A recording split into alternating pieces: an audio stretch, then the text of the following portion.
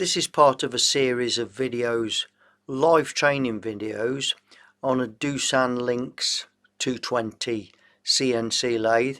It's a 2-axis lathe, small lathe, quite quick, very adequate. So it's that key there, and that allows you to run it normally. So if you're in program or MDI, you need the key there. If you're in manual and you've got the door open and you're moving it, you need it there. This one is your edit lock. So when it's in that position, you're allowed to edit, and when it's in that position, you're not. And you can remove that key. If you've got an apprentice on here and he's a bit handy with his fingers, then you want that to, hang on, let's get that.